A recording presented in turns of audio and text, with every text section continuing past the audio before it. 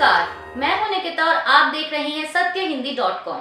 चलिए एक नजर डालते हैं अब तक की सुर्खियों पर। बीजेपी के राष्ट्रीय अध्यक्ष जेपी नड्डा ने एक किताब लॉन्चिंग के कार्यक्रम में बोलते हुए राहुल गांधी के मोहब्बत की दुकान वाले बयान पर निशाना साधा। उन्होंने कहा कि राहुल गांधी सही मायनों में नफरत का मेगा शॉपिंग मॉल चला रहे हैं। बता दें कि कांग्रेस नेता राहुल गांधी इन दिनों एक हफ्ते की अमेरिकी यात्रा पर हैं और इस दौरान वे पीएम मोदी और बीजेपी पर लगातार हमलावर हैं। अब उनके अमेरिका में दिए गए बयान पर ही जेपी नड्डा ने पलटवार किया है। नड्डा ने कहा कि जिस तरह से आप विदेश जाकर देश में उन विभाजनों की बात कर रहे हैं जो वास्तव में कहीं है ही नहीं, उससे तो ऐसा ही लगता है कि आप नफरत का शॉपिंग मॉल चला रहे हैं।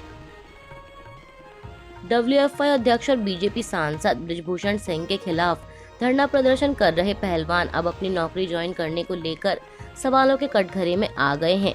लेकिन साथ ही पहलवानों की ओर से ये भी साफ कर दिया गया है कि नौकरी इस आंदोलन में रुकावट नहीं बनेगी और उनका प्रदर्शन पहले की तरह ही जारी रहेगा। इस मामले को लेकर रेसलर बजरंग पूनिया ने ट्वीट कर कहा कि हमारे मेडलों को 15 रुपए के बताने वाले अब हमारी नौकरी के पीछे पड़ गए हैं। हमारी जिंदगी दांव पर लगी हुई है, उसके आगे नौकरी तो बहुत छोटी चीज है। अगर नौकरी इंसाफ के रास्ते में बाधा बनती दिखी तो उसको त्यागने में हम 10 सेकंड का वक्त भी नहीं लगाएंगे। नौकरी का डर मत दिखाइए। दरअसल पहलवानों की गृह मंत्री अमित शाह से मुलाकात के बाद आंदोलन खत्म होने की खबरों ने तूल पकड़ लिया था, लेकिन बजरंग पूनिया ने इन खबरों को झूठा करार देते हुए कहा कि आंदोलन वापस लेने की खबरें कोरी अफवाह हैं। ये खबरें हमें नुकसान पहुंचाने के लिए फैलाई जा रही हैं। हम ना पीछे हटे हैं और ना ही हमने आंदोलन वापस लिया है। महिला पहलवानों की एफआईआर उठाने की खबर भी झूठी है। इंसाफ मिलने तक लड़ाई जारी रहेगी। पहलवानों के आंदोलन खत्म करने की खबरों के बीच यह भी जानकारी सामने आई कि साक्षी मलिक रेलवे में अपनी ड्यूटी पर वापस लौट गई हैं। हालांकि उन्होंने यह स्पष्ट कर दिया है कि ड्यूटी ज्वाइन करने का मतलब ये नहीं है कि उन्होंने आंदोलन से खुद को अलग कर लिया। साक्षी मलिक ने ट्वीट कर लिखा कि इंसाफ की लड़ाई में न हम में से कोई पीछे हटा है ना ही हटेगा। सत्याग्रह के साथ साथ रेलवे में अपनी जिम्मेदारी को निभा रही हूँ। इंसाफ मिलने तक हमारी लड़ाई जारी रहेगी। कृपया कोई गलत खबर ना चलाएं। वहीं विनेश फोगाट ने भी साफ कर दिया है कि वो आंदोलन का हिस्सा बनी हुई हैं और उनकी लड़ाई न्याय मिलने तक जारी रहेगी। ओडिशा के बालासोर में हुए ट्रेन हादसे को लेकर पश्चिम बंगाल बीजेपी नेता शुवेंदु अधिकारी ने टीएमसी पर बड़ा आरोप लगाया है।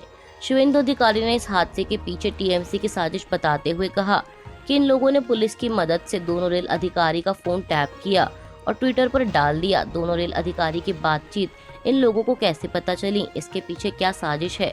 टीएमसी की साजिश है। बातचीत कैसे लीक हुई? सीबीआई जांच में यह भी आना चाहिए। नहीं आएगा तो मैं कोर्ट का दरवाजा खटखटाऊंगा। इस पर राजनीति नहीं करनी चाहिए। देश को बदनाम नहीं करना चाहिए। ऐसा देश का कोई मुख्यमंत्री नहीं करता। वहीं शुवेंदु अधिकारी के इस बयान पर प्रतिक्रिया देते हुए टीएमसी ने कहा है कि अधिकारी अपना मानसिक संतुलन खो बैठे हैं। दरअसल बालासोर हमले को लेकर ममता बनर्जी लगातार बीजेपी पर हमलावर हैं और टीएमसी बीजेपी पर शवों की संख्या छिपाने का भी आरोप लगा चुकी है। वह हादसे में मारे गए लोगों के परिजनों को सरकारी नौकरी ना देने को लेकर भी केंद्र से खफा है और अब उन्होंने खुद ही नौकरी देने का ऐलान कर दिया है। टीएमसी नेता अभिषेक बनर्जी ने सोमवार को हुगली जिले के सिंगूर में एक संवाददाता सम्मेलन को संबोधित करते दौरान आरोप लगाया कि उनके परिवार का उत्पीड़न किया जा रहा है। दरअसल मामला ये है कि अभिषेक की पत्नी रुजीरा को संयुक्त अरब एमिरेट्स की फ्लाइट पर सवार होने से सोमवार को रोक दिया गया।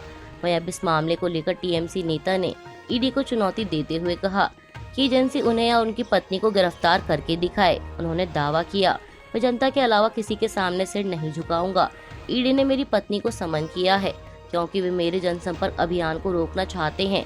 भाजपा अभियान के दौरान मिलने वाले जन समर्थन से परेशान हैं और इसलिए वे मेरे परिवार का उत्पीड़न कर रहे हैं।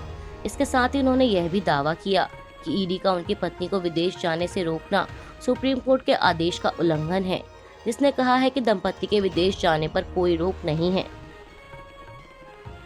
31 मई से 3 जून तक के भारतीय दौरे पर रहे नेपाल के प्रधानमंत्री पुष्पकमल दहल प्रचंड ने सोमवार को नेपाल की संसद में सांसदों के सवालों का जवाब देते हुए कहा कि भारत और नेपाल के बीच सीमा विवादों को हल करने के लिए दोनों देशों के अधिकारियों को नक्शा सामने रखकर बातचीत करनी चाहिए। उन्होंने अपनी संसद को बताया कि मेरी भारत यात्रा के दौरान कई मुद्दों पर चर्चा हुई।